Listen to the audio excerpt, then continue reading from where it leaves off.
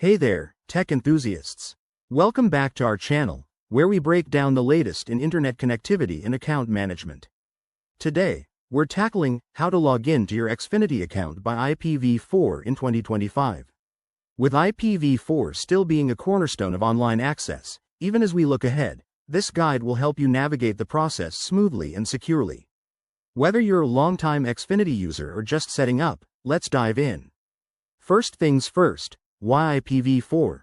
It's the most common internet protocol, ensuring your device communicates effectively with Xfinity's servers.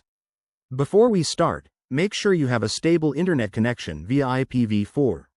You can check this by going to your device's network settings. Look for an IP address that starts with something like 192.168 or 10. That's typically IPv4. Step 1.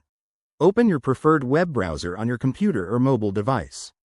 Head over to the Xfinity website at www.xfinity.com. If you're prompted, ensure your browser is set to use IPv4 by checking your network preferences. Most devices default to this, but it's good to double-check. Step 2. On the homepage, click on the Sign In button, usually located at the top right corner. You'll be directed to a login page. Enter your Xfinity username and password carefully.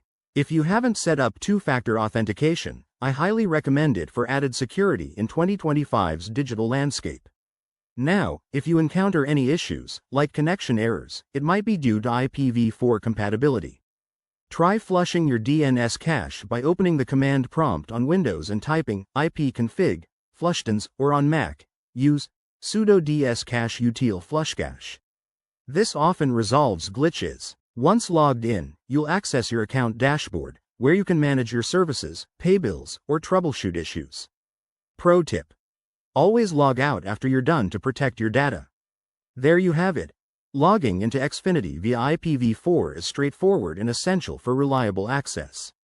If you found this helpful, hit that like button, subscribe for more tech tips, and drop a comment below if you have questions. Thanks for watching, and stay connected.